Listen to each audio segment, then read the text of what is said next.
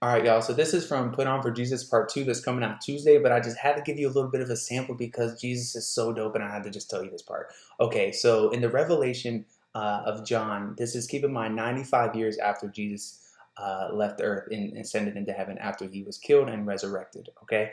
The revelation in the dream is so powerful because Jesus is writing to the churches 95 years later of what they're doing wrong, what they're doing right, and he talks about this in chapter 3. He's writing to this church that involves lukewarm Christians, right?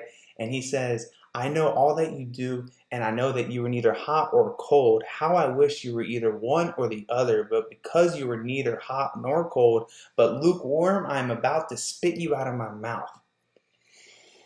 Jesus don't rock with lukewarm Christians, y'all. You're either in or you're out, Poppy. Like, he has a disgust for you. He's saying that you're basically a sheep that left the flock, and he tried to come get you to come back, but you never did. And this is what this letter is for. Part of this revelation is for that church to know that what they're doing is like they're falling back in their faith. And it's for the other generations to come that he'd rather you be all in or all out. He doesn't want this middle limbo thing. The lukewarm Christianity is worse than being on Satan's team, he says. But I will tell you this, we'll skip ahead to the end of the verse, because just to show you how good God is and how good Jesus is, behold, I'm standing at the door knocking. If your heart is open to hear my voice and you open the door within, I will come into you and feast with you, and you will feast with me.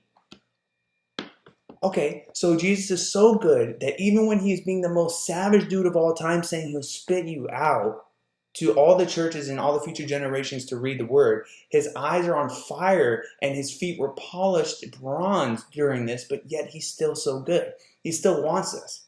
He's still at the door knocking. He's still out here being Jesus. He's still like, come on, guys, let me in your hearts. I got you. Stop letting the enemy win in your hearts and your minds.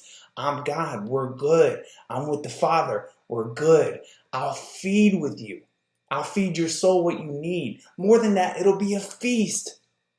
How often do we talk about feeding your soul Jesus on this podcast? We're talking about eating a lot because your boy likes food. We all do. And Jesus is going to feed us. Even the ones who started to slip up and be lukewarm believers, he's like, he'd rather spit them out. But he's still giving them a chance to come back to him.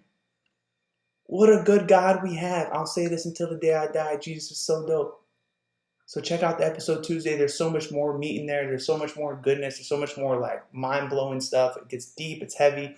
And man, I hope you connected with this, and I hope you check out the show. I hope you love the show if you're a listener. I got 10 seconds left. I just wanted to make a 3-minute video, and just mind-blowing. Just mind-blowing everything that's in this book. So glad I found it.